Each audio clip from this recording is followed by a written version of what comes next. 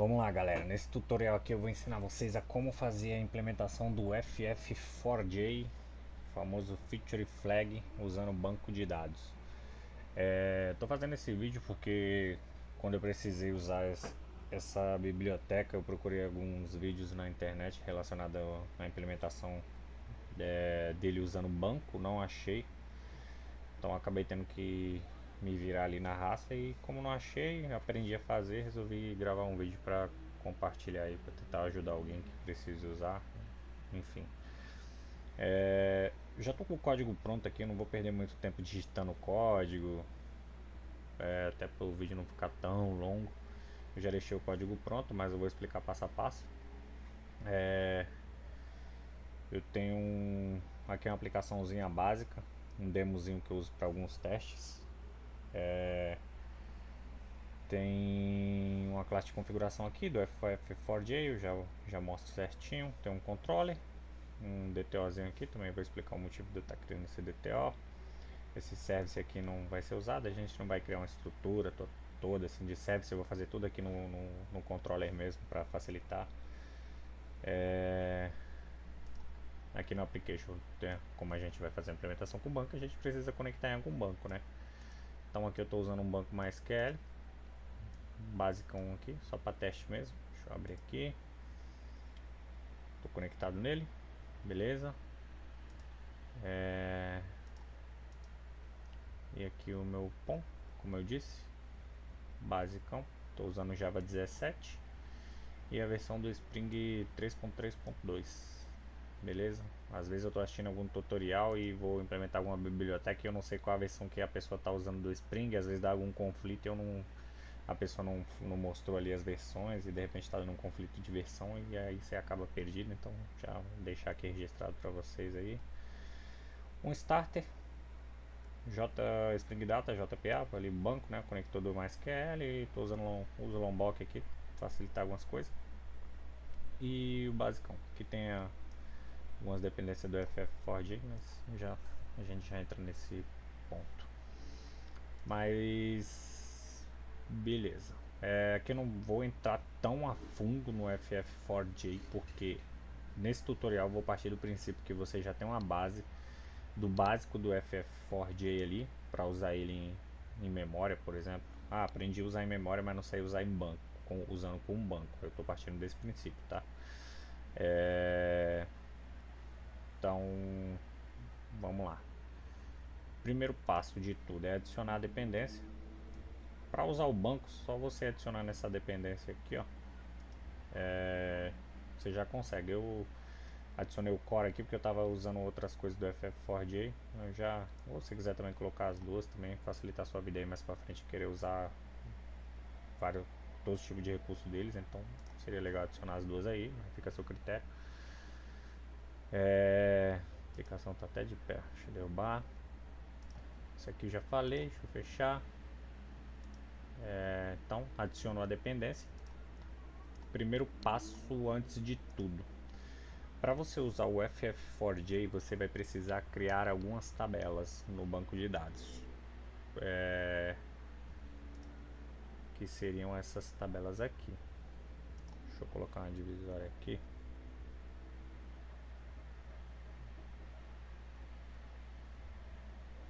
Acostumado a usar Oracle. Não sei nem como é que comenta isso aqui.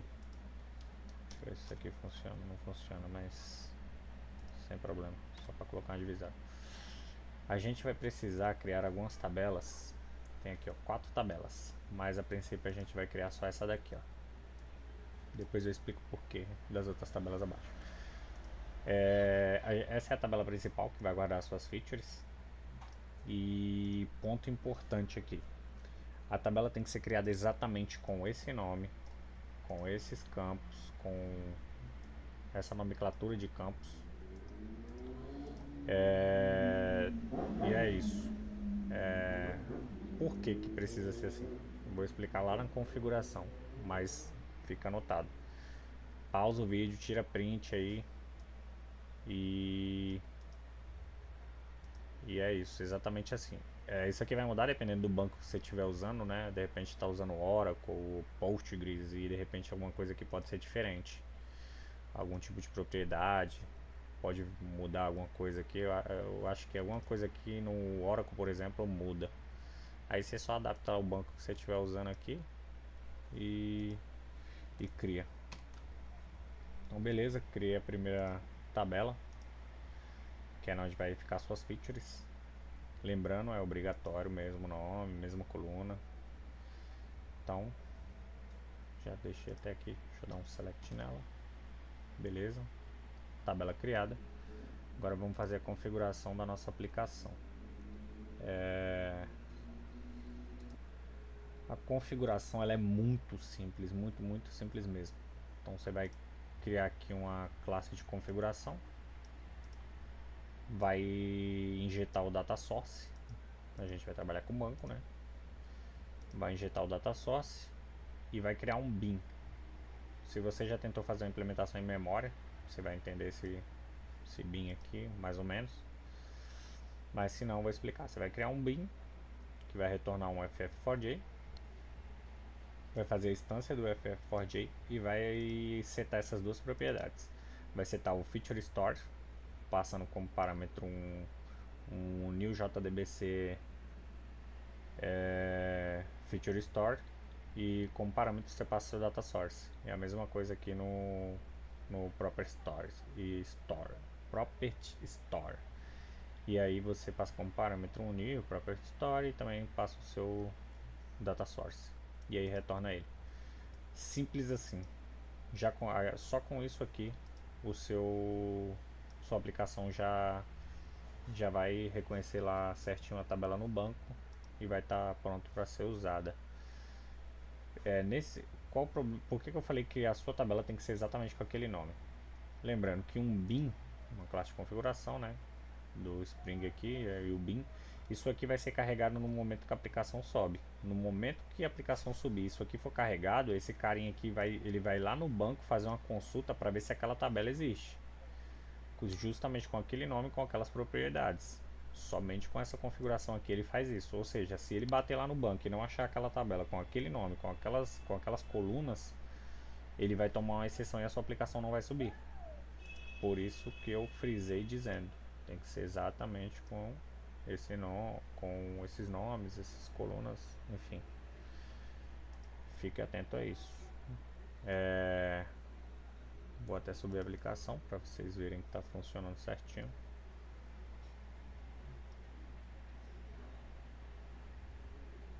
Conectou, a aplicação subiu.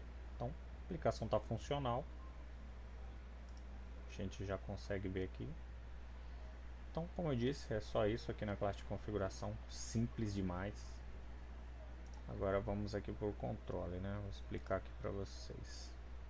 Então aqui a gente tem um liga, desliga, cria e exclui. Ligar e desligar a gente não vai fazer isso, porque não existe feature lá, né? A gente vai criar uma feature. Um ponto de atenção aqui. Por que eu criei o DTO? Isso aqui é só um exemplo, né? Eu não precisaria criar um DTO para simplificar aqui. Como a gente sabe, DTO é algo que a gente usa para trafegar dados para a tela e vice-versa. Para que eu criaria um DTO? Isso aqui é só um exemplo, né? Eu criei o DTO porque se a gente tentar passar a classe feature aqui direto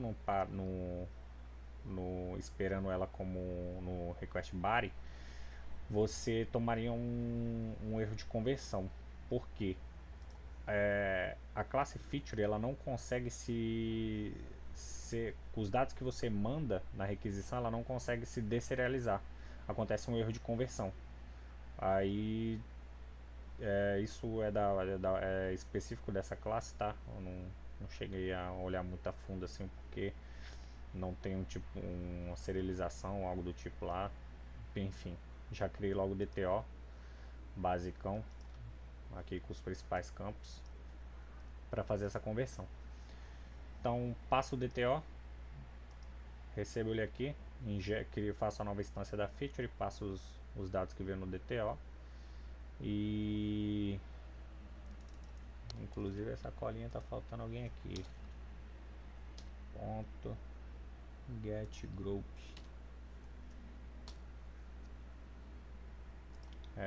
Beleza, aí você faz a instância aqui, e chama o FF4J, que é a injeção que está aqui em cima, e dá um create featuring e beleza.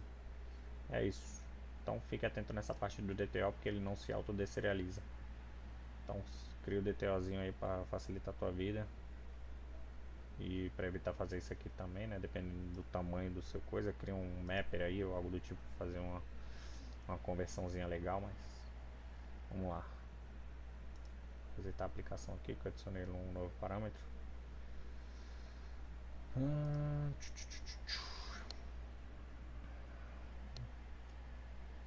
Beleza, aplicação de pé. Vou abrir o Postman. Já tenho aqui um pacote de requests pronto aqui também, né? Não preciso ficar entrando muito a fundo nisso aqui. Então tenho aqui passando uma feature, nome, estado dela, ela já vai entrar habilitada, descrição da feature e o grupo. Exemplão básico. Vou mandar requisição. E aqui, como lá eu estou retornando a feature, ele retornou aqui, ó. Feature tal, criada. Agora a gente vai lá no banco de dados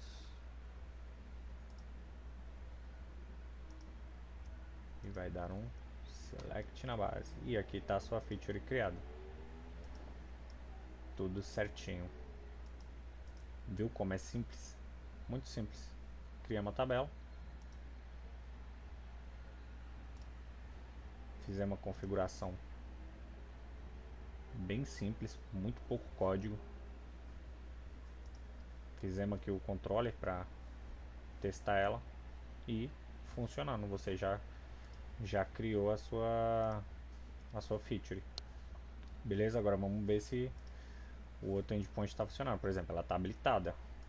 Aqui ele salva no banco como um e 0, né? Vai retornar ali ele vai retornar um boolean, então ele salva como 1 e 0, ou seja, 1 está habilitado. Então vamos desabilitar ela. Cadê? Desligar feature. Então lá, ela está habilitada, eu vou desligar. Olha lá. Feature tal desabilitada. Vamos ver se ele desabilitou mesmo.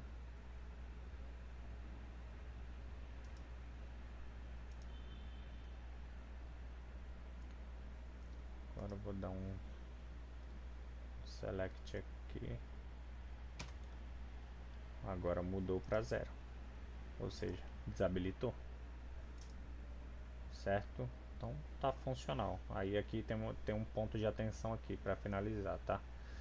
Para excluir uma feature, eu vou até fazer isso, vocês vão ver que vai dar erro. Na teoria não deveria, né? Tô conseguindo criar a feature, tô conseguindo desabilitar, habilitar, enfim, tá funcional. Então excluir também deveria funcionar, certo? Então vamos simular para ver.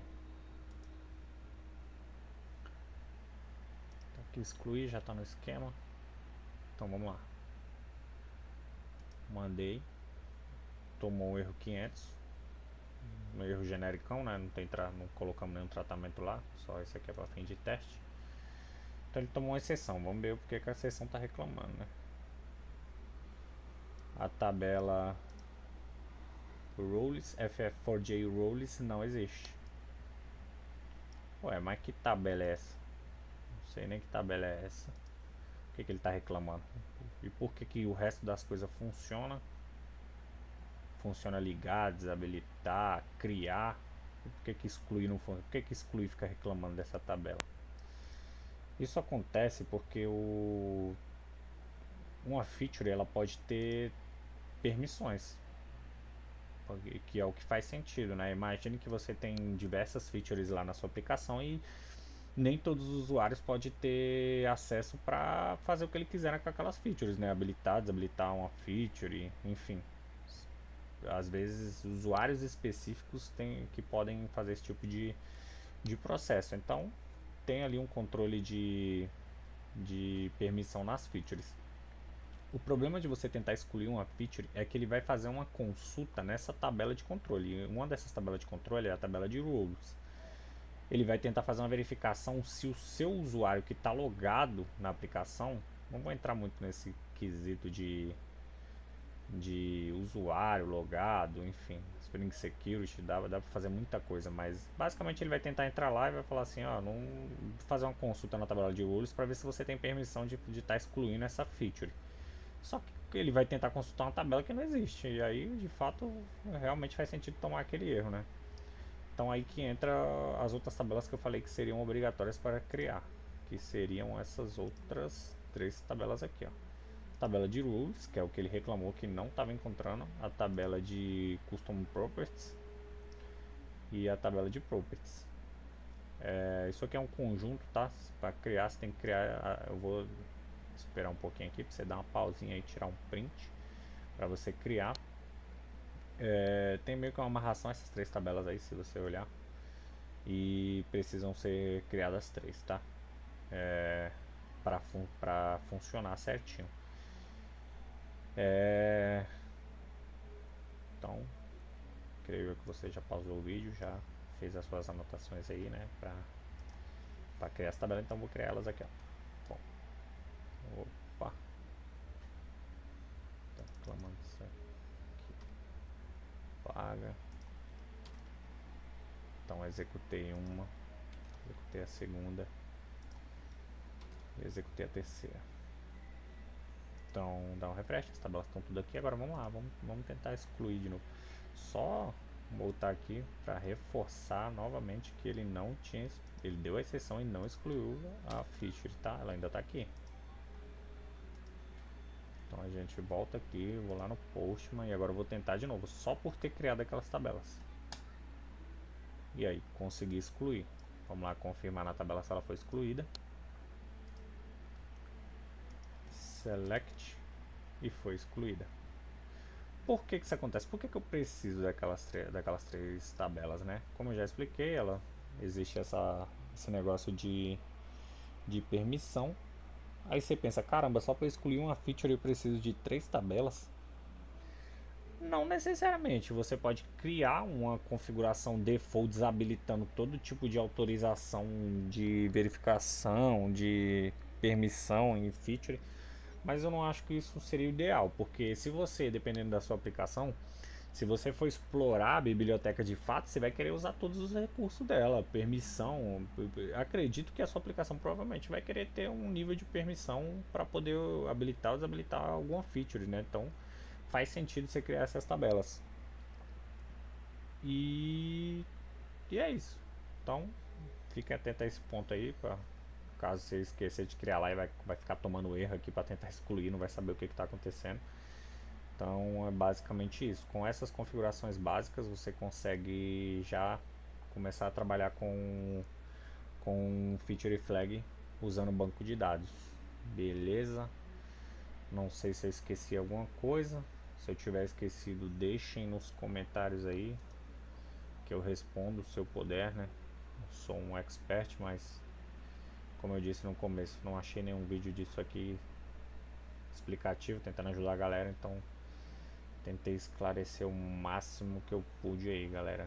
Então, basicamente é isso. Quando agora você tem um banco, quando a sua aplicação cair, sei lá, cair, fazer deploy, restartar, você vai ter a segurança que as suas features vão estar salvas lá no banco tudo certinho, sem problema algum. Beleza, galera? Então, acho que é isso novamente. Se tiver alguma dúvida, deixa nos comentários aí que eu respondo vocês e valeu.